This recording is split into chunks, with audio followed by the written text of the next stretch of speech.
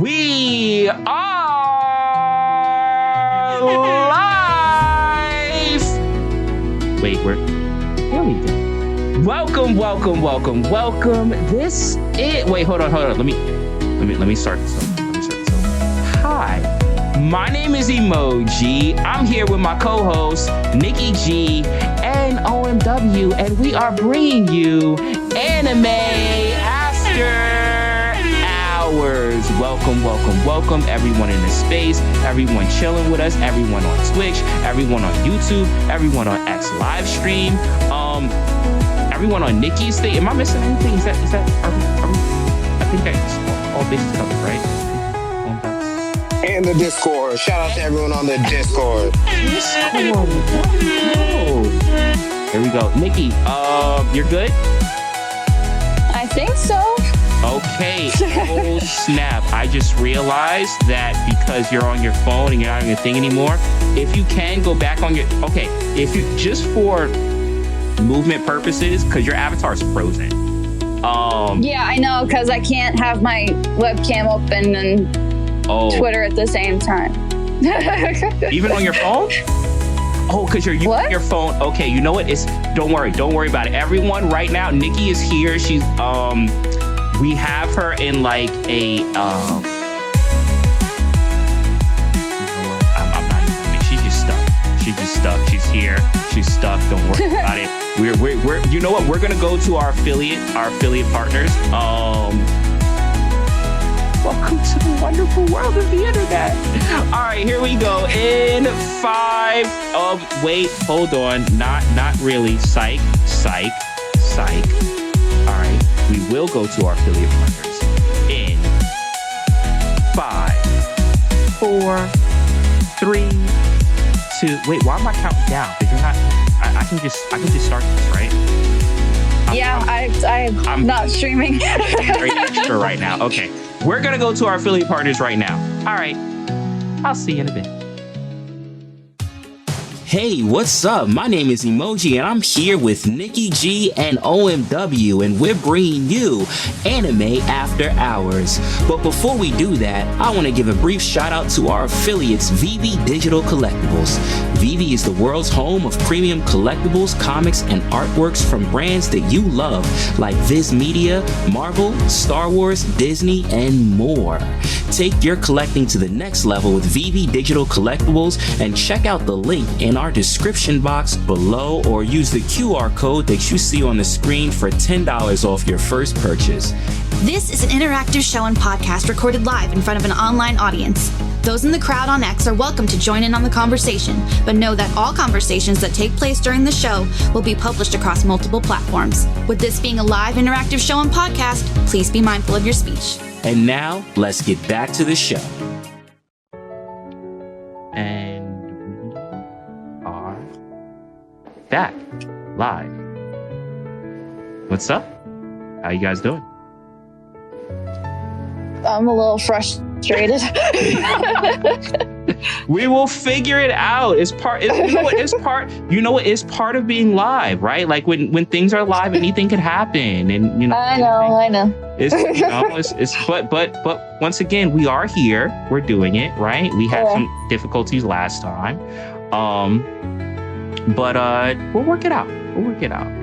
But you're here. You're just frozen in time. You're frozen in time in a space that just lives forever.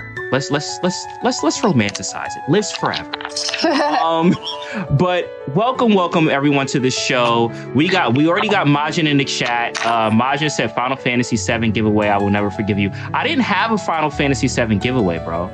But it would not be a bad idea to have giveaways for gaming.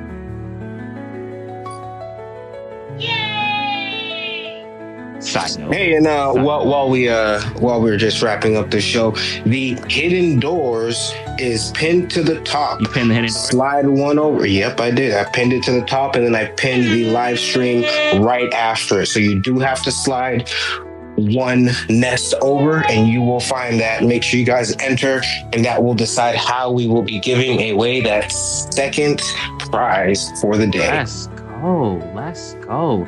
And if you guys noticed, I did tweak our studio setup a little bit. Nikki, I gave you a Pikachu because I figured since the topic of this discussion is going to be the westernization of anime and bringing anime over to the West, what better anime than Pokemon? So I figured I would replace your Hamtaro with a Pikachu. Makes sense to me. There you go. And also I threw in Goku because, of course, what is westernized anime outside of Dragon Ball? It's nothing. But yes. So we're gonna talk about that. But like I said, there is a giveaway. There is another giveaway for the show, and let me explain to everyone how that works. So we have a little game that we do, right? And it's kind of like what's behind the doors. So if you're in the space right now, once again, anyone that is on different platforms, jump over to X Spaces, jump over to X. You can follow me on at official emoji. You can follow Nikki at Paper Lilies. Is there any numbers after that? No, just NY. Okay, all right. You know what? There you go. There's all our handles right there on the screen. Follow any one of us. And then jump over to the X Space. We are all in X Spaces right now. And basically, to enter into the giveaway, courtesy of our affiliate partners, VV Digital Collectibles, we are running a game. What is behind the doors? All right. So you as the audience will choose a hidden door number 1, hidden door number 2, or hidden door number 3. You will see that poll pinned to the top. That will close down before the end of the space. Whatever door you guys as the audience choose will be the method that we end up going with as far as how to choose our giveaway winner. Now, there could be 3 different options, 3 different variables, 3 different ways as far as how our giveaway winner can be chosen for tonight. The first way is off of liking and reposting this wonderful and lovely space that you are in right now. So liking and reposting can be one of the ways that you win.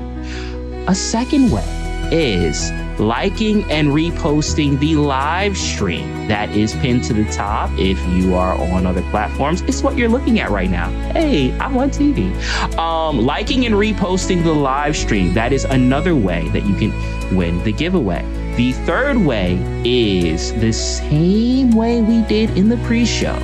In the comment section of the live stream, tagging 3 people, hashtagging Anime After Hours, and saying, you know what, just commenting the live stream. I don't care what you do. Comment in the live stream. Each comment that you do is an entry. If that is the way that is chosen behind the hidden doors, then once again, the more comments you have on the live stream post, the more entries you have, which means the more likelihood you have of winning. Now, how do you guarantee an entry in every single door? Well, you have to do all 3. Or you could do some of them, and you might choose the door that doesn't pick in the thing that you did, which means you don't enter into the giveaway. Lexi in the chat, what's good? Yo, we got Shanks in the chat. Yo, Shanks is throwing honeys. Oh, I feel like I don't say that enough. Maybe I should say honeys. All right, I'm being extra. Anyway, those are the giveaway requirements. I will repeat that throughout the night. Once again, choose the door that you want at the top. And if you want to cover all your bases, make sure you do all 3 criteria. Like and reposting the space, like and reposting the live stream, and then in the comment section, comment something in the live stream. That will cover all 3 bases and make sure you're good across the board. Was that okay? Like, I know I give a lot of rules, but I like to make things common. I think you did great, Emoji. Everyone who is in this space is used to your antics at this point, yes, and they should know the vibes. I mean, like and retweet. There you go. Yeah, just do a bunch of, just do a bunch of stuff. Everything that you think is doable, like do that. And I'm sorry, Nikki, I'm sorry. I get like this. My apologies. It's okay. All right. Well, we have. No, it's not, Nikki. You don't gotta lie to this man. You don't gotta lie to him. Well, we have things to talk about today. We have things to talk about. You know, and I like this that we kind of like have these talking points, because this feels like a podcast. It is a podcast. It 100% is a podcast. But covering different bases when it comes to anime, right? And when it comes to as far as the history, and when it comes to just things that are meaningful or breaking things down, which Nikki, I mean, you have done an amazing job in just educating us a lot on just the different types of anime, different genres, you know, how they're chosen, demographic. But I wanted to get into a topic of conversation, right? When it comes to the story behind anime gaining its popularity, especially in the West, right? Because all three of us are in the West, like we're all from the States. So I feel that it would be dope to kind of like go into that journey for those that may not know, and touch on that. I mean, what do you guys think? Yeah, it's important to talk about, because a lot of older fans especially had a harder time finding anime that, you know, wasn't shown on TV, you know, in the afternoons and stuff like that. Mm-hmm. I feel you. And or anime that wasn't censored to appeal more to a Western audience, thus changing a lot of the characters and the storylines. Mm-hmm. Yeah, definitely. And I think it's good to kind of like, you know, take that walk down memory lane, because it's on both sides, right? Like, yes, it was something that kind of like brought anime to us, like introduced it to us, but there is a large backstory of, you know, kind of like what that meant, and maybe what that did to anime, in changing it or distorting it, so to speak. So a large part of the conversation, so I don't know if you guys saw, I did put out a tweet earlier, kind of like just because I'm me, right? So I did mention that Alcon might get cooked tonight, because a large part of the conversation will be 4Kids entertainment, right? Because 4Kids was huge when it came to, and I mean, I'd say probably 4Kids and Toonami. 4Kids and Toonami were probably like the biggest things when it came to bringing anime or popularizing anime when it came to the West. What do you guys think? No, absolutely.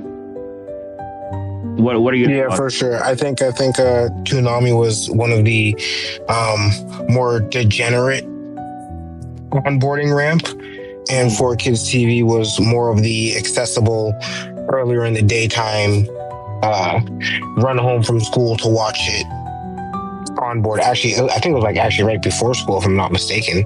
So yeah, two very big pillars. I feel you. And I got to say what's up in the chat. We got Majin Jesus. He said, it's Pokemon or DBZ. Anything else is wrong. I'd say Pokemon, DBZ, but you also have to throw in Sailor Moon. Sailor Moon also too. You got to throw in Naruto. Naruto, yes, but that was later. It was. Yeah, I think Naruto would be after the hump. Yeah. I'd say going into it, probably you got Pokemon, DBZ, and Sailor Moon. But Pokemon has an asterisk over, and it's kind of like something that we covered before. We talked about when Pokemon come into the States, a lot of people not even knowing that it was an anime, right? Not knowing that it was Japanese IP. I mean, the same thing with Power Rangers, which isn't an anime, but a lot of people not knowing that. A lot of people to this day don't know that Power Rangers is Japanese IP. So, yeah. But okay, so let's go through the walk. And I also got to shout out Biggest Bro on the YouTube side. Shout out Biggest Bro. What's good, bro? But yes, okay. So diving into bringing anime over here. So probably one of the biggest things I say as far as impact that had on the, or they kind of like took over the West or took the West by storm was Pokemon. I mean, would you guys agree? Yes. Yeah, I can say that. Yo, Nasklin is already in chat saying Pokemon is not an anime. Wait, actually, here's my question. Was it Pokemon or was it Dragon Ball? That's the real question. Like time-wise, I know they were around the same time. Yeah, but I would say Pokemon gained its popularity first. I would say Pokemon gained its popular because it's not necessarily the timing of things, right? Because they were both airing around the same time. But for me, what I would say is like Pokemon was already like a global phenomenon before Dragon Ball was. Dragon Ball, I'd say, probably became big during the Namekian saga, specifically when Goku turned Super Saiyan. That was when it started getting some hype, in my opinion. So just for timeline purposes, Dragon Ball Z was picked up by Funimation and began airing in syndication in 1996. And Pokemon debuted in the US on September 8th, 1998. Okay. All right. So this is actually going to be interesting. Okay. All right. So obviously Dragon Ball was first, right? And even going back to the original Dragon Ball, which was like 89, I think. Original air date for Dragon Ball was 1986, 1989 for Dragon Ball Z, and the Dragon Ball of the original anime was first dubbed in 89 by Harmony Gold. Yes, correct. Okay, so let's throw all of let's throw all of these in the same basket or same umbrella. But let's start with Pokemon, right? Because Pokemon is a huge, like, the number one IP in the world. But so when Pokemon came over, right? It came over by 4Kids, which, you know, the CEO of the time was Alfred Kahn, right? And, you know, he had kind of like found it over there in Japan and brought it over to the West. But there was a lot that was changed. There was a lot that was altered when Pokemon came over here. And one of the things was something that Nikki, I had a conversation with you about, the song, the intro song. The I wanna be the very best. Like, that wasn't the original song. No. So that was I think he wrote jingles and he was hired to write the theme song.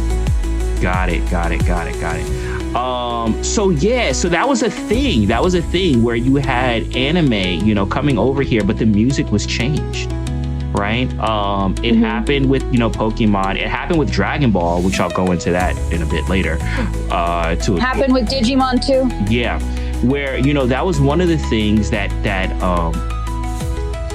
was tweaked, right? And I think the idea behind it was to kind of like make it attractive to kids in the West, or make it so that way kids in the West would kind of like pay attention. And one of the things that they did was something called wall to wall, right? Which meant, I know they did it with Dragon Ball, but it meant like you couldn't have music stop, right? Like, even when you think about your Saturday morning cartoons like Looney Tunes and stuff like that, like the music wouldn't stop. There would always be some type of underlying score or something happening to kind of like indicate, you know, someone was getting their tail hit or what have you. There would be some type of music going along. And I think that the idea behind that was that American kids couldn't focus. Which, like, they had to have something, hear something or have something going on at all times to keep their focus. So that mentality was kind of adopted over here, which took out like dramatic pausing, right?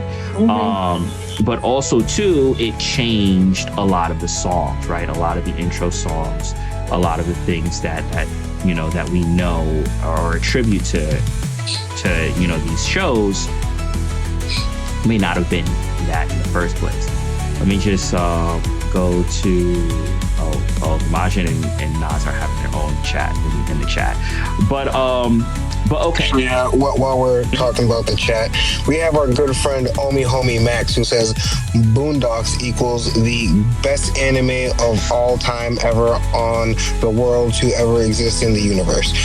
Now, he is right, but he is also very wrong because it's not anime. But Max, I love the comment, bro. Love the Boondocks. So Boondocks, and I kind of wanted to and we'll get there too, like throughout the night, but anime has touched a lot of things when it comes to inspiration, right? And you have a lot of things that came out in the West that was inspired by the art style of anime.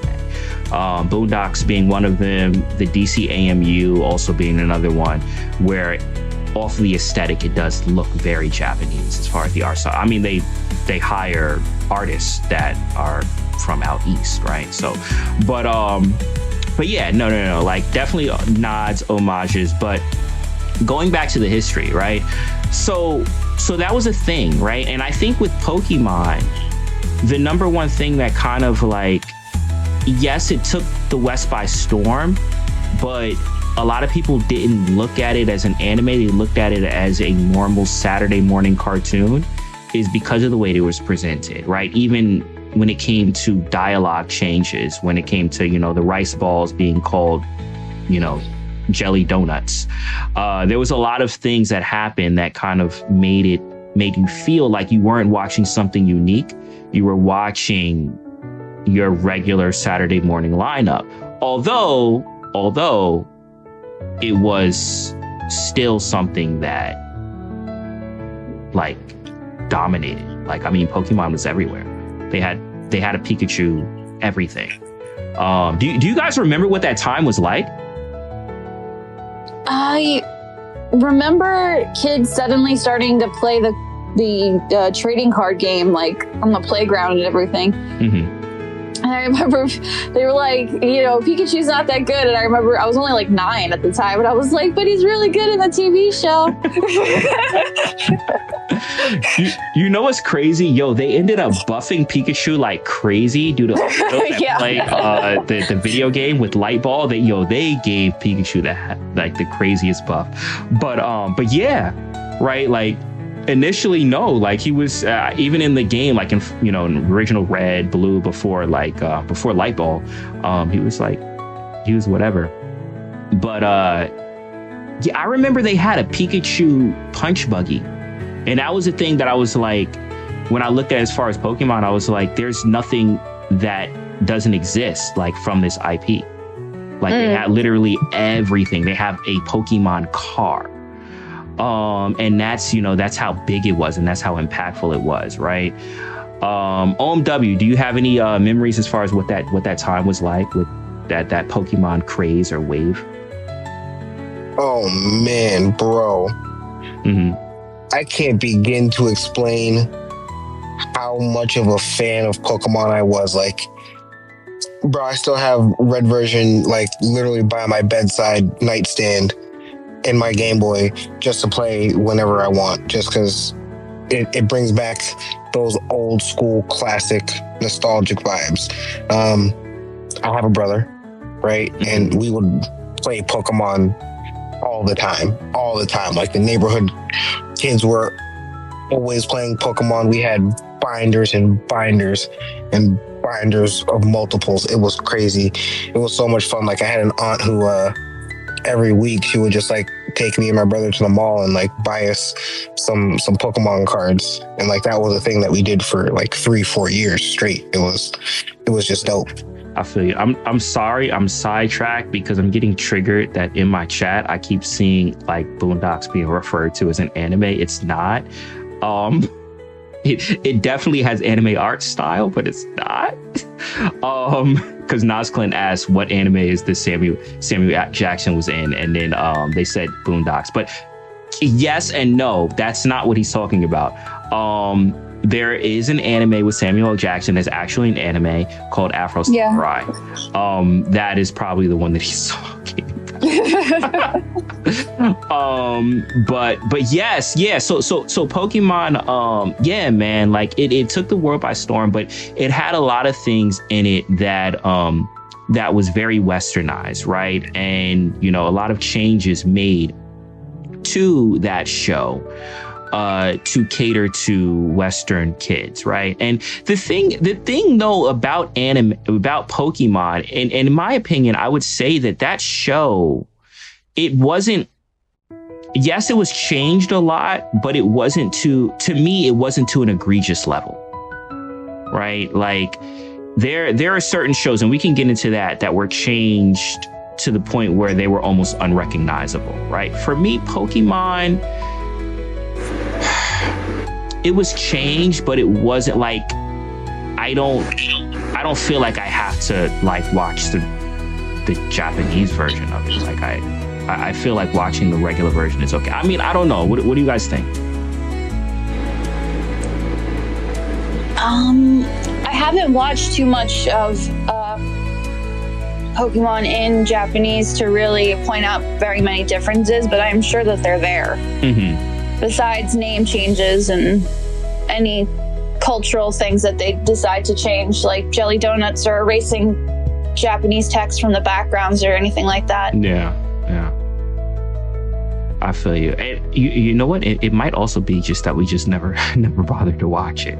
You know, see, I never watched it in Japanese myself. I could just be saying that and just never bothered to watch it. I don't know. For any diehard Pokemon fans, I have no clue. But like once again, like it still hit. There are situations where it was very, very noticeable, and one of those things that was noticeable, pivoting away from 4Kids for a bit, we will get back to it because they did introduce Yu-Gi-Oh! And One Piece.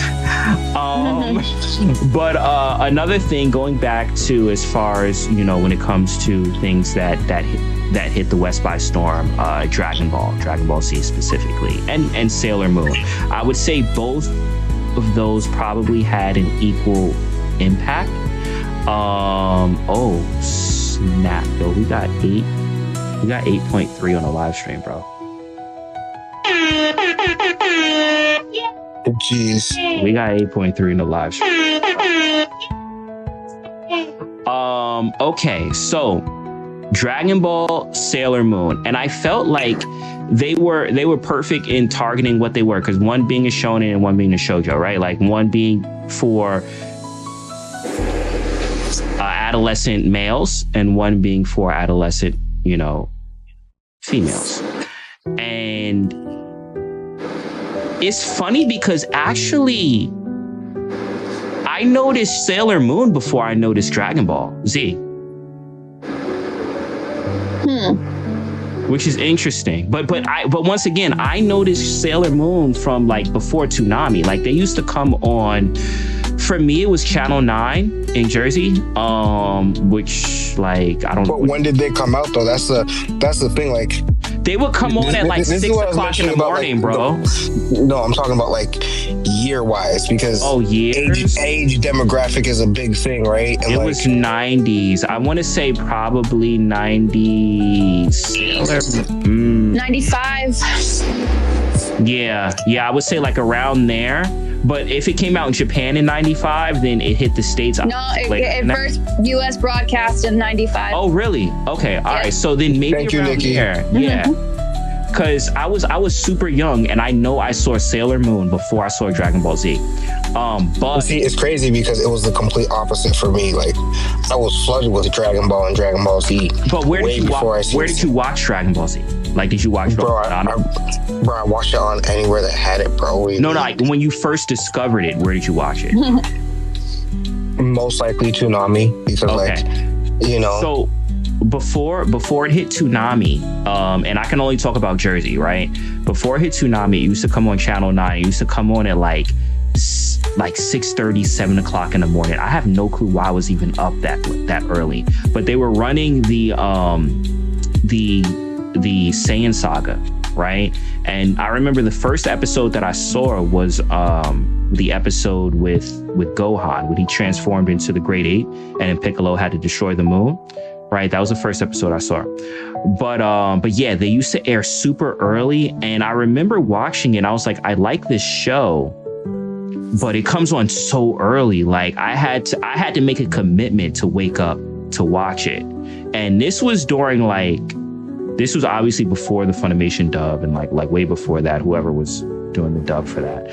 But I was watching it, and then it got to the Namekian Saga with Frieza, and then it just stopped. And then it went back and repeat over and over and over again. And like I never saw I thought the show just stopped.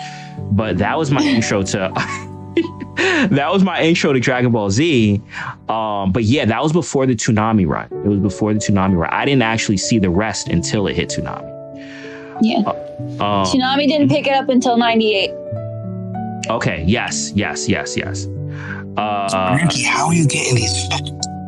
Chat GPT, baby. There you go. Let's 25. Let's go. Let's go. All right. And shout out. I'm looking at the chat. Equal Impact. I'm going to need Emoji to share what he's on right. Yo. Elijah, what are you talking about, bro? Once again, this is an interactive podcast. So if anyone wants to come in and weigh in on the conversation, you can send up the request too in Spaces. Please, you can come on stage and talk with us and share with us as far as, you know, how you kind of like got onboarded into all this. But we're talking about as far as the history, right? And okay, so that was the timeline of things. But Dragon Ball was something, or Dragon Ball Z, I should say, was something that was heavily like impacted by westernization, right? And I'll go in. Mm-hmm. Yeah. So when it first came, it flopped really badly. That was probably because it came at like 6:30 or 7 o'clock. No. What was it? That Harmony Gold group? They tried Dragon Ball first. I think this is important that was before me. That was okay. Yeah, this is in the early 80s and 90s, late 80s, early 90s. I think this is important to talk about because they actually took a risk bringing it back because it flopped really bad. They changed Goku's name to Zero, which is interesting. And they heavily edited it, and it made it feel very awkward, and it didn't catch on, and they pulled it after a few episodes. And I think the fact that they decided to bring it back to try to localize it again is pretty important. You know what's funny about that though? Like, in all honesty, I could see the reason as far as why they would heavily edit Dragon Ball specifically. Oh, yeah. I could 100% see the reason why, right? As far as like, yeah, this isn't going to fly in the West. We need to change a lot of this. And for those that don't know. So when you first were introduced to it, it was the Ocean Group doing the voices? Yes. Mm-hmm. And it was still heavily edited for violence, death, and language. And it wasn't until Toonami took it and made it a bit, I mean, there was still censorship, but it was a bit more faithful, that it really took off. Yes, exactly. Yep.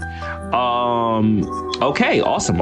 So yes, 100%. And a couple of things that was different about that, right? And I'm going to focus on, more so on the Funimation, right? When Funimation got to it, because there was still a lot that was still very of the times, right? Of what they would do to anime. And it's kind of like gives a big picture as far as the, I guess, mind frame of when anime was brought over here and how that kind of like affected a lot. But Dragon Ball Z specifically, going back to the idea of the music and the score, right? They did feel that it had to have this wall-to-wall music, right? Meaning from the start of the episode to the end, you have to have something playing. You have to have something, you know, even if it's just a sound effect, even if it's like a goofy little like loop or something like that, you have to have something playing at all times, right? So they took out all the dramatic pausing that came, you know, from the show. And for those that are into cinema and things like that, you know that obviously sometimes it's not about, you know, the backing score. Sometimes it's about the silence. Right? So they took out all of that, and they called in someone by the name of Bruce Faulkner to redo everything. Now, was Bruce the one that actually did it? That's a whole other separate story and copyright issues and stuff. But anyway, they called Bruce Faulkner and his team to come in and redo the entire score of Dragon Ball Z. That happened about, I want to say at the end of the Namekian saga, around there. I think that's when Funimation picked it up. But yeah, so then you see as far as the music having these, I want to say almost iconic, right? like OMW, you remember like, you know, like the Cell theme and the Boo theme and the like Vegeta theme, like you remember like all of those, like how pretty much everyone had their own theme. It reminded me of almost like wrestling. Yeah, I mean, I think it was. Yeah, I don't know. You said that the score is different. I didn't know that they changed that much for the music wise of the show. But Yes. Yeah, the score is completely different. One, like even if you listen to and Mahalo, because he watched Dragon Ball, I think he watched the Spanish dub, and they kept the same, like they kept the original score, the Kikuchi score. So he grew up with the actual like Dragon Ball Z score. But us in the West that watched it on Toonami, we heard a whole different thing. Like what? Yeah, our listening experience was completely different. But yeah, that's crazy. I think that it adds a lot of dramatic effect to the fights, and it makes it memorable for us at least. I don't know what's better, which one's better. You know, that's the real question. We also have Mahalo Joe on stage. What's up? Oh, Mahalo's up. Yo, Mahalo's in the building. What's good, bro? Hey, what's up, everybody? Go ahead. What's up? You heard the original, right? Yeah, so with the Latino America version, because there's the Spaniard version, which sounds terrible, and then there's the Latino America one, and there's a few other South American versions that are dubbed. But to me, the best of all versions of Japanese, American, etc., is definitely, for me, in my opinion, and I think my opinion should be considered like, damn, Mahalo's right, is the Latino America version. Because my gripe with the Japanese one is, and this is like a huge Japanese trope, I'm sure you guys agree with, like whenever there's time skips or there's age ups for the characters, they still keep like the voice actor of the kid still voicing the adult version of the aged up character. You know, we've seen that with Naruto, we've seen that with Luffy, and also with Goku, with Masako still voicing adult Goku. And now what they did in Latino America is the voice actor for Goku is actually the voice actor for Tommy Pickles. This is Kid Goku, by the way, that voiced Tommy Pickles, whatever. Mm-hmm. But when they aged them up, they had a male actor. Really, it's like, getting Sean Schemmel, in that regard of like a voice actor to voice adult Goku. And, we've seen that with Vegeta too. Like, there's no actual female voice for Vegeta because he was introduced as an adult, so he has a masculine voice. Now I know I'm kind of veering off of the topic of the music from anime, from Dragon Ball. Mm-hmm. But what I liked is Latino America versions, adapted the voices and they evolved them if they needed to be evolved. Now, the reason I also say I'm a big proponent for the Latino American version of Dragon Ball is because of the music too. Like when I saw American Dragon Ball, keep in mind that I saw Mexican Dragon Ball first, and then it evolved into Dragon Ball Z, and then Dragon Ball Z started airing in American television. And so when I heard the Falconer soundtracks on Dragon Ball, I was like, what is this garbage? You was turned off by the Falconer score. Completely, bro. Like I could just, because we all know that, American TV was censored and, changed around a lot. Like even the One Piece opening, oh my God, that's terrible. The Pokemon opening, that's actually an original American opening, which ended up being a really great. But it wasn't bad. That was the opening. thing. Yeah. It was. I mean, it's iconic. It's iconic to the show. And I will say, Rock the Dragon, that song is dope as hell, but it's still not like Chala or yeah. Yeah. So yeah, like, they kept the original themes, and, Piccolo has a theme in the Japanese one that to me is more iconic than whatever garbage Falconer has. Let me ask you this, Mahalo, because you watched the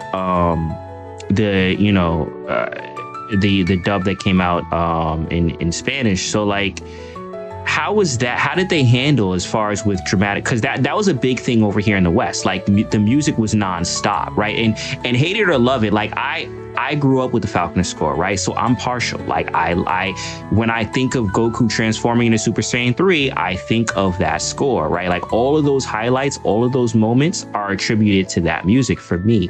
But I also recognize that the music doesn't stop. Like it's constantly going. And like being now like an adult, a mature adult, where, you know, I recognize that there's a such thing as far as dramatic pausing, I'm kind of like, I'm thrown off by it. But you, obviously, you're not really feeling it.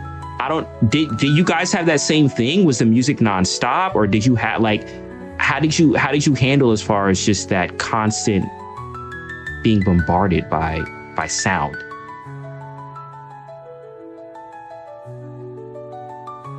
You know, I'm trying to remember, and you know, the music felt in the Spanish one like more subtle because it was more orchestral. Yeah. So there were times when there was silence and stuff like that too, but for the most part, like it didn't feel like a techno overbearing beat either. Mm-hmm. So, yeah, I think with the Latino version and probably the Japanese one too, it feels like it's just more ambient than it is overpowering. Like a score as opposed to like a concert. Exactly. I got it. Okay. Yeah. No. I understand. And for me, like I said, one of the things is that like, even though personally, I grew up with the Falconer score, so it rings home for me. But I do recognize there's certain things it's kind of like, the music needs to stop. One of those points being like when Gohan turned Super Saiyan 2, the fact that there is no music during that like something breaks and everything stops. That hits, right? That hits as far as just what he's going through. And if you have some sound going all the time, it kind of like it minimizes the effect, right, of that. But no, it's I appreciate that. Like it's dope having that perspective, because obviously I didn't watch it and I didn't watch any of the Spanish stuff, so yeah. And the voice acting is really good too. Mm-hmm. One was crazy. Like I feel like that might be why I liked watching the subbed more than the dubbed for a lot of shows, right? Like when I'm talking about that, especially the earlier one. Impact. Well, I mean, yeah. But just overall, right? Because like I didn't know that there was a dramatic pause when he went Super Saiyan 2. You know, like that's something that I wouldn't know, but during your watch, if you watch, you would understand. You would know. Yeah. Or if you even just watched it with the Kikuchi score, like later, it was dubbed with the Kikuchi score. Kai, actually, let me not get in. That's a whole episode. Let me not get in. Yeah, when I saw Kai, I was like, hell yeah, this is what's up. Yeah, but there was a whole lot of stuff with Kai that was, but no, I feel you. I feel you on that.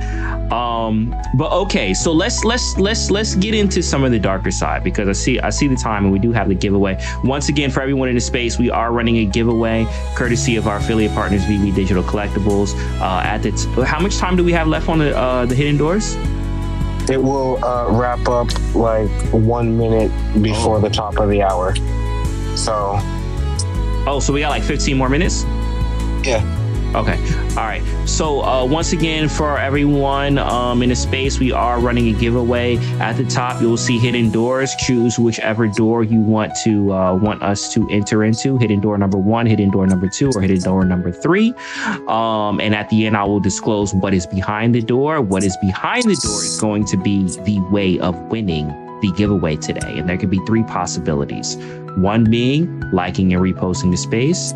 Another being liking and reposting the live stream. And a third being commenting on the live stream. And if it is the commenting aspect, then you can enter in as many times as you like. Every comment is one entry, which gives you multiple chances of winning.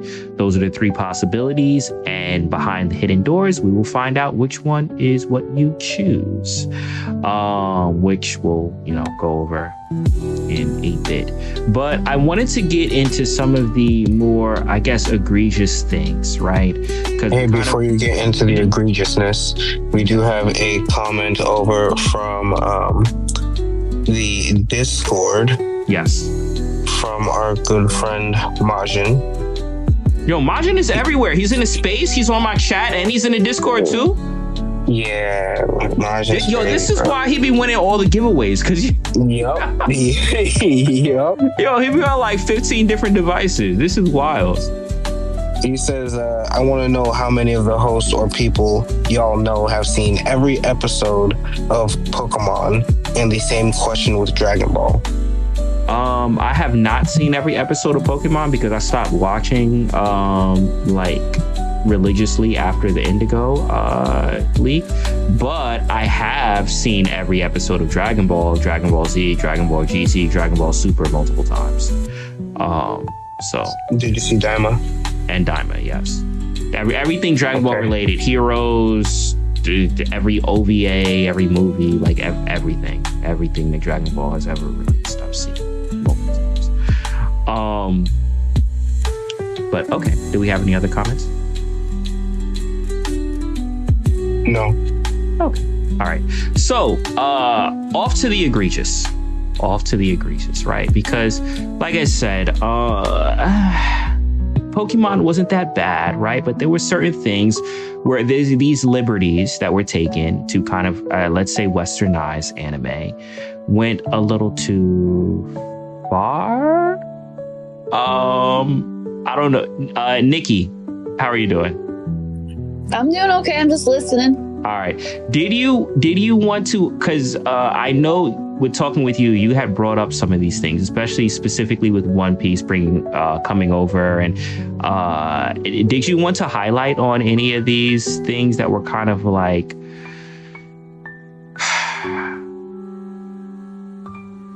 I don't know, well, like I guess like too many liberties being taken? Well, I have a list here of major types of censorship in Pokemon. Do you want me to read a couple of them? Sure. Maybe we can talk about it? Sure. Okay, so the very first one is obviously the rice balls were called jelly donuts or sandwiches. Yes, they were. There is an episode called The Legend of Dratini where characters are held at gunpoint multiple times, and it was never even aired in the US. We never even saw it. Oh, snap. There were times where Jesse and James pulled out bazookas or guns in early Team Rocket scenes, and those were completely taken out.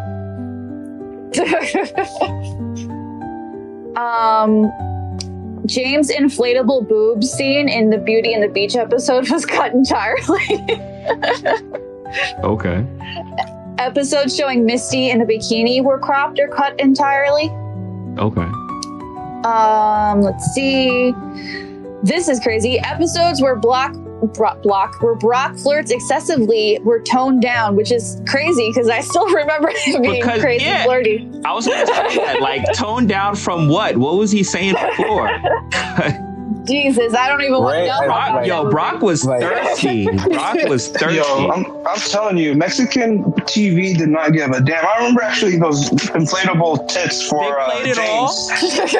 They played it all, bro. They didn't care. Bro, yo, I needed to watch the Mexican versions, bro.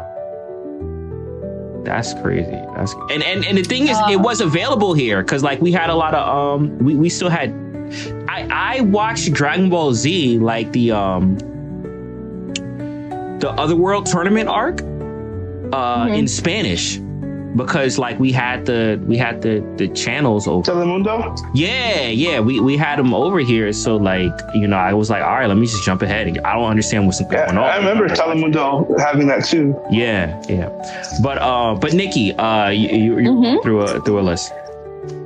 And let's see, the last one, ghost type Pokemon episodes were edited to remove talk of death or the afterlife. No afterlife with ghost type Pokemon. You know what's crazy? Because they talked about it in the game, right? Yes. Like in the game, especially when you went to Lavender Town, it was very spooky, and it kind of always made me curious. How come like they didn't really like? I thought that they were gonna, because I think basically TV standards and video game standards at that time were very, very different. Got it. Yeah, because it was crazy. It was like the Cubone's mom died and it was being haunted, and it was just. And I remember playing in the game. I was like, dang, like this wasn't in the show. Like this was, you know. Okay, all right, cool. But it's funny. It's funny you bring up the whole like with the guns thing, because one thing that stands out to me was Yu-Gi-Oh. Right, like I remember there was a scene, and I remember seeing this. It was a scene where they were gonna, I guess, either arrest Seto Kaiba or something like that, and they have these agents there, and they're pointing their finger, right? Like instead of using guns, they're pointing their finger, like in a gun gesture. And I didn't really understand what it meant. Well, I mean, yeah, I didn't really understand the severity of what was happening. And then I realized like later in life that, they were supposed to be holding guns, but they were changed. But One Piece was a big one, right? Like I didn't watch One Piece when it came over here. So like, I don't know as far, but I hear the changes made to One Piece was like OD. Let's see. Blood and gore, nudity, and sexualized scenes. Obviously, they had to edit the Sanji's cigarette to be a lollipop because we couldn't have a character on Saturday morning TV smoking a cigarette. That would be bad. That's crazy. But yeah, they did the same thing. They changed the music. I don't know if they changed the background music. I'm sure they did, but I know that they changed the opening music. Okay. Yeah, and I didn't know that because I saw One Piece later. So I when I watched One Piece, it was, you know, We Are. That was the theme. So that's the only thing that I know. So I don't even know what the 4Kids version was. Let me jump over. Mahalo has his hand up. Mahalo, what's good, bro? Yeah, it's funny that you guys are speaking about censored content. And one of the first animes I recall watching, and this is, because, I told you I watched Latino American Dragon Ball, was a show that followed after Dragon Ball.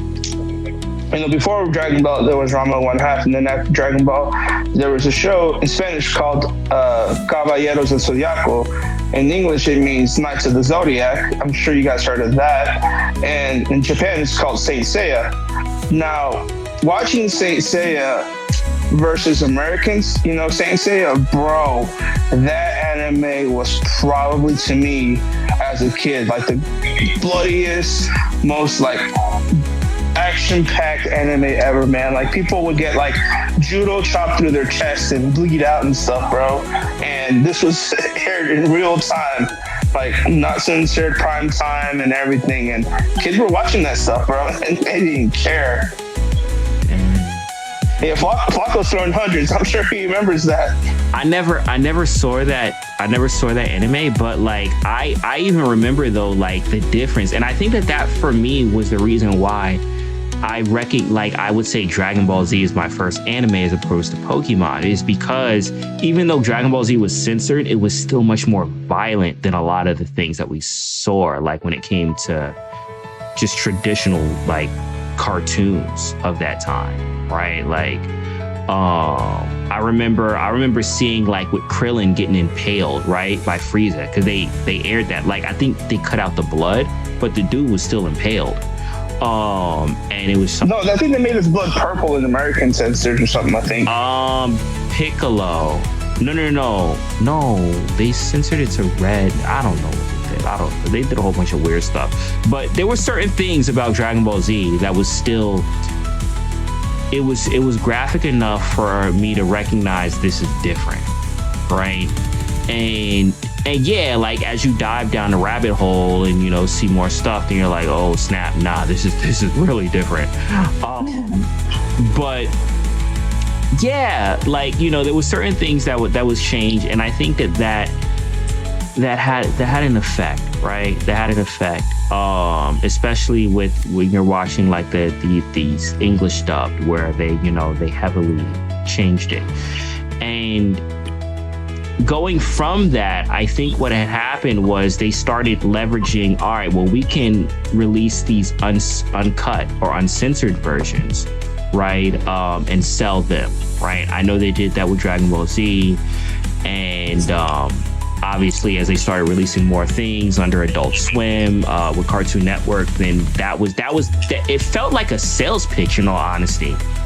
It felt like a sales pitch where, like, you know, you're used to seeing it this way, but now let's show you it this way, you know, the way that it was obviously originally intended, and, you know, put it at primetime hours and stuff like that to get people to rewatch it over again. Did you guys feel that way?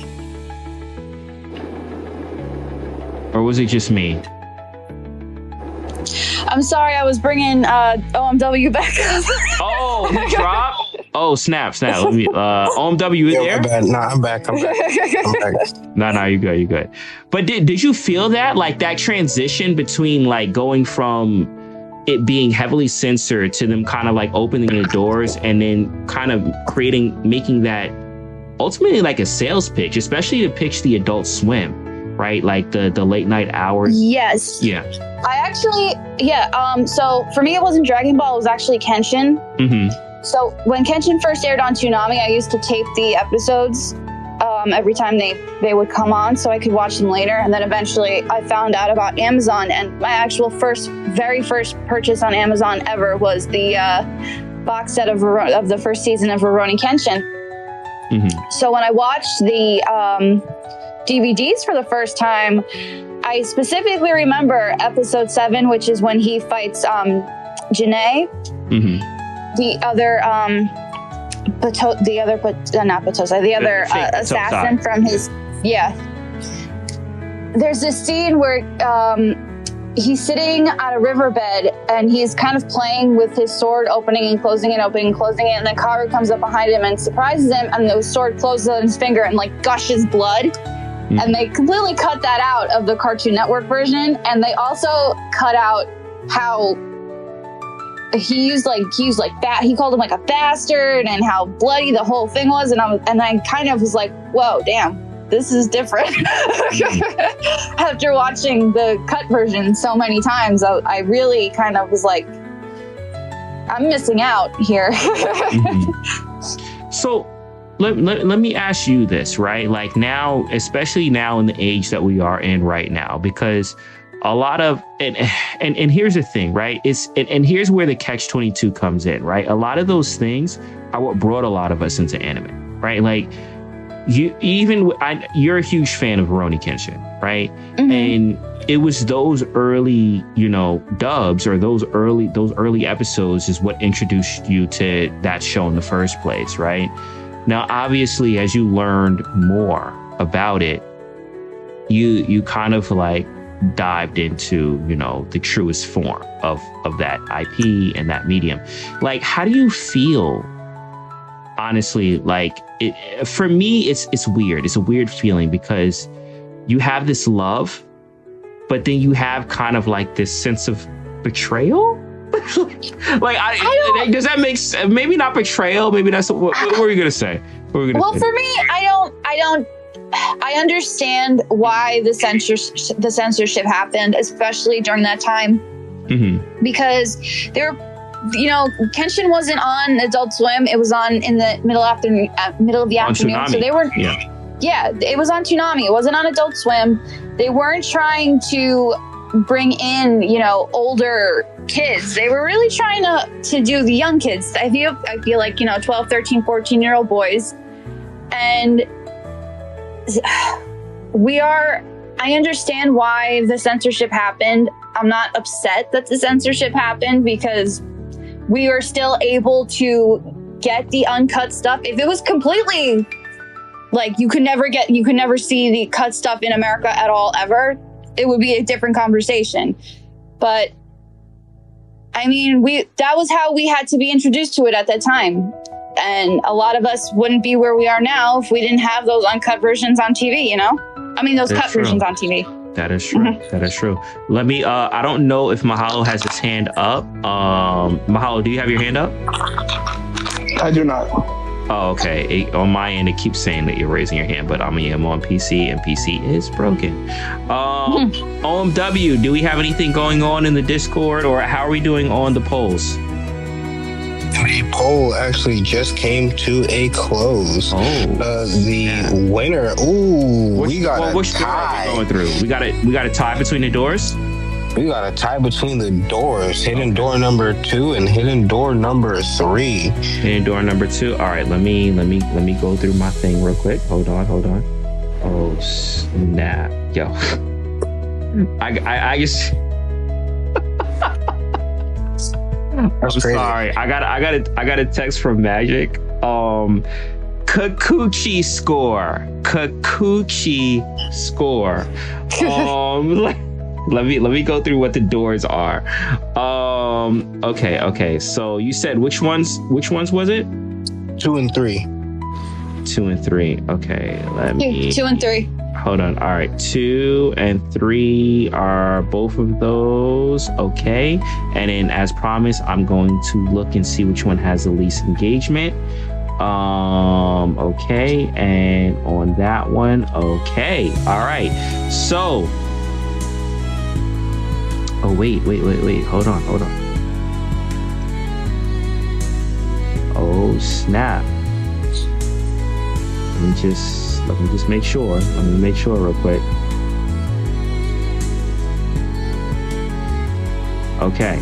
So 2 and 3, what were they? Okay, they were the comments on the live stream, which is 19, or the likes and reposts on the space, which are collectively 17 and 15, both being below 19, which means that we will go with the one with the least engagement to give people more chances of winning, which is likes and repost of the live stream.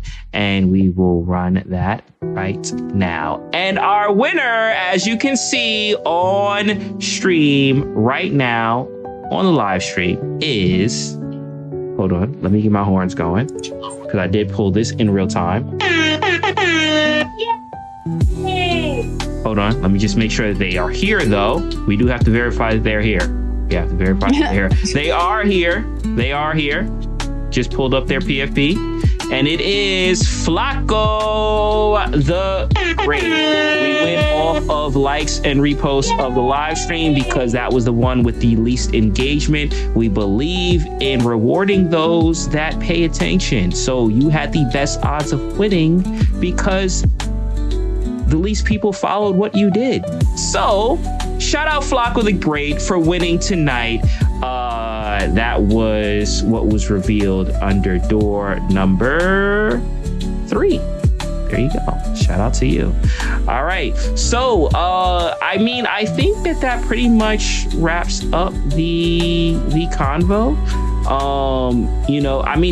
Did you guys want to add anything as far as before we close up, right? Because we talked about some of the egregious things and stuff like that, but obviously anime has transitioned, right? Anime has become more of a pure form.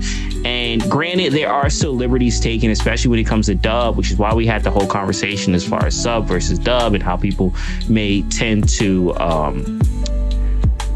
prefer to consume their anime because there are still certain things. But I feel like a lot of those things, like the music isn't changed. Like the music is still what it is, right? Like I feel that a lot of anime still kind of like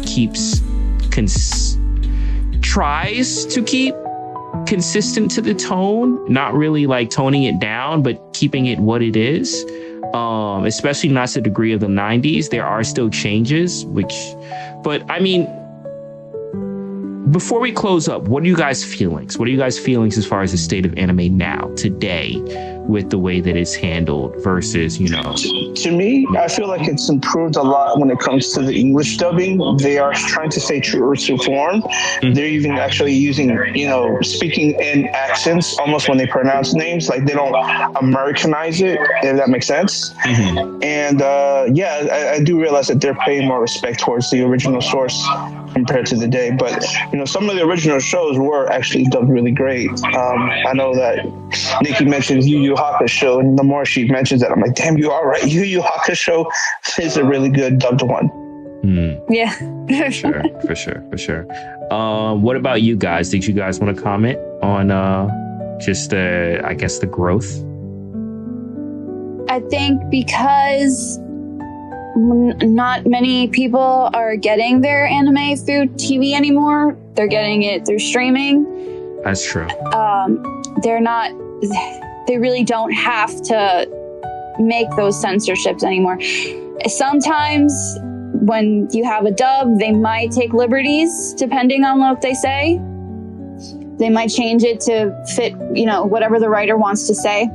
And that's a gamble depending on who's writing the episode. But when it comes to things like sub, you're not going to get that censorship anymore. I feel like that's pretty much gone. True. And OMW, because I know you from our last episode, you do prefer watching things sub, but I'm sure you still watch things dubbed occasionally. As you said, you watch, you know, Trigun. What about you as far as with the progress? What are your thoughts or feelings? I think that it's getting better overall, right? Censorship wise.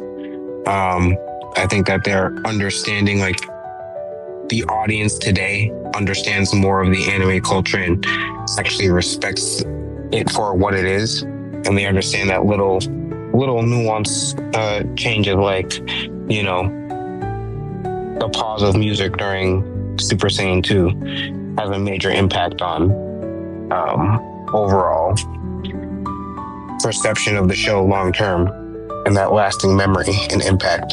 So I think they're learning slowly but surely. They'll get there. I'm waiting for the translations to be like word for word. That would be nice. Yeah, it would be, but I think a lot of it has to also to do with adapting, like understanding cultures, right? Like, and Nikki, you brought up like a good point with this, as far as when it comes to using first names, you know, and surnames and things like, or, you know, and that is something that you won't really understand unless you understand Japanese culture, as far as what's appropriate or what's respectful and things like that. So I think I agree with you, OMW, as far as with the literal breakdown and translations, but I think that there also has to be a layer of kind of like easing people into understanding what the culture is like, for them to even understand what may be literally broken down. But I don't think it's impossible, because I watched a lot of dub, but I still understand like the cultural differences. So I don't think it's that far of a stretch. But yeah, no, I agree. All right. So I mean, I guess we kind of like, you know, wrap up discussion. We have our giveaway for the night. We're going to run your track, again, your new track that you just dropped last week. We do have to, you're going to send me Otanoke soon, right? Yes. Okay. All right. So is that the next one on deck?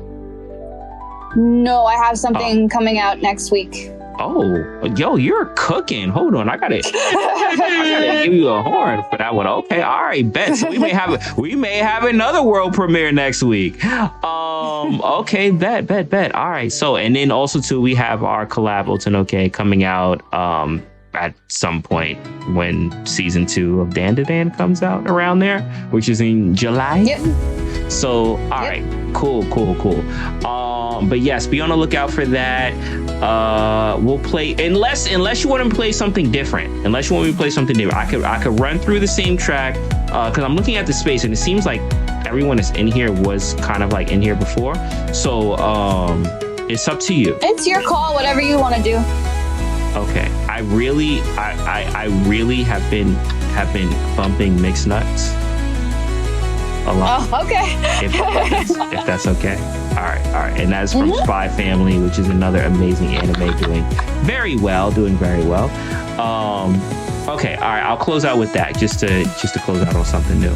I see Majin in the chat. Maj? He's just been talking about Dragon Ball Z this whole time. I don't know. I gotta slip. But shout out Majin for coming through. Appreciate you, bro. Why didn't you actually hold on? No, don't appreciate you, bro, because why didn't you come in and weigh in on this conversation? You are a huge Dragon Ball fan. I'd say probably like 80% of this conversation was all Dragon Ball, bro, and you didn't. He probably didn't want to get cooked by me because I was talking mad shit about Faulkner. Probably. Oh, you might be right, bro. You might be right. I think he didn't. I think Mahalo also had something to bring up from his comments in the chat. And I don't know if someone bring that up before we close. Wait, what happened? Oh, you would have cooked me for that, huh? What happened? Tell me. So I was posting all those fusion gifts, and it evolved. I don't know if you saw the evolution. Oh, nah, I didn't, because I'm on PC, so PC is cooked. Oh wait, hold on. Is he requesting now? Oh, who's requesting to come? Oh yeah, it is Majin. Yeah, it's Majin. Yo, bring him up. He's already in the elevator. Scared? Mahalo, don't even play yourself, bro. Because first off, you were wrong. So you know what I mean. So there's no debate needed because you were just wrong. You know what I mean? Why would I debate when you're wrong? Wait, Bruce I don't Falconer know the context. I don't know. The Bruce Falconer joints are fire, bro. I'm gonna just tell everybody right now. Ginyu transformation theme is one of the greatest things that human ears have ever heard. All right, if you haven't heard the Ginyu transformation theme, check it out. I promise. Oh no! Man, I will tell you. I'll thank your ears, bro. Oh man. And you know what's so funny? Like I prefer the Falconer score because once again I grew up with it, right? Like, but I recognize the significance in pausing. So actually this is good. My preferred way of watching Dragon Ball. I'll tell you now. Tell me. My preferred way of watching Dragon Ball is watching it with the Bruce Falconer score, but with all the appropriate pausing. Now, how do you get that? You don't, because it's not sellable in stores, but it's something that I concocted and created. So yes, I have Dragon Ball Z Kai, which is the 1080p complete high-def version of Dragon Ball Z with all the filler cut out with the Bruce Falconer score, but with all the appropriate pausing that the Kikuchi score awarded, so that way you get the full effect. Wait, emoji, because you sent me that. I didn't know that you did that yourself. So I partially, yes. I'm not the one that rescored it because it was something that was put on Kanzenshu, but like I had to match it with the video. So like I have because they couldn't put it all together, otherwise they would get like fined. But someone had rescored it, put it on Kanzenshu, and I took that audio and then I took my video files because I have all the Blu-ray and I muxed it together, put it all together, so that way it replaced the original score with this score. And yes, that was what I sent you. But it does so like if you look at it, like it does pause, like it does, like the music doesn't go from wall to wall. Like it has the score, but it also has the appropriate pausing. Yo, Mahalo didn't like the Cell theme, bro. Yo, I don't know. None of them, bro. They're all basura. Mahalo's bugging. Yo, Mahalo, I can't believe you, bro. I thought we were cool. I can't even be not when it comes to American Dragon Ball, man. Nah. If you watch the Latino American one, your mind will be open, bro. You know what's so funny? Funny about that? This is an interesting conversation because I feel like Dragon Ball is probably one of the things that you have this kind of like fandom when it comes to things that was changed that you probably don't have across the board. Typically across the board, when it comes to anime, when things are changed, people prefer the original. And a lot of times with Dragon Ball, they do, right? They prefer, but like, yo, the voice, like the Japanese voice actor of Vegeta has come out on panels to Hell's Bells, which is the Falconer version of Vegeta's intro. That's how like widely accepted that score is, even outside of the US. And I feel like that says something. Just saying. How do you even know that? Yo, because I'm a Dragon Ball fan, bro. Like I told y'all this. Yeah, I'm not gonna front. Emoji's definitely a bigger Dragon Ball fan than me. Yo, Bro, this man just threw his own like soundboard, bro. Like, I definitely did hit the soundboard on myself. Sorry, I did. But okay, all right. So getting up to wrap, because we're 15 minutes over. All right, so getting up to wrap up time. I think this was fun. I think it was a fun conversation going over the history. And obviously, you know, anime has evolved since then, and you know, but. Closing thoughts, you know, dialing back to my co-host. Do you guys have any things you want to say before we wrap things up and we play your final song, Nikki? I think we covered everything. I think it was a good talk. Awesome. OMW, did you have any closing thoughts? no, man. I think we did pretty good. It was a good chat. Awesome. Well, I do want to say I appreciate everyone that came through. Appreciate everyone in the space. Appreciate everyone that came on stage. Appreciate we are closing out with 10.8K on the live stream. 10,873 on the live stream. Appreciate that. And we will close out with another song from Nikki G. It's going to be her cover of Mixed Nuts from the popular anime Spy Family, which is doing quite well. I'm still watching it. I haven't caught up with it completely yet, but I am in it, and it's definitely a fun anime. But I like your cover of this. It's very Broadway, which is interesting because you kind of like when we first had your interviews and stuff like that, you talk about your training as far as singing and having that kind of like performing arts Broadway style. And I think that your cover of this kind of fit that perfectly. Did you want to say anything about this song actually before I close up the stream?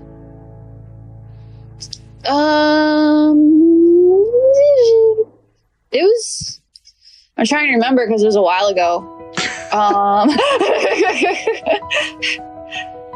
I remember the instrumental took a really long time to get done because it was very complicated. Well, it's very jazzy. It's very jazzy. Yeah.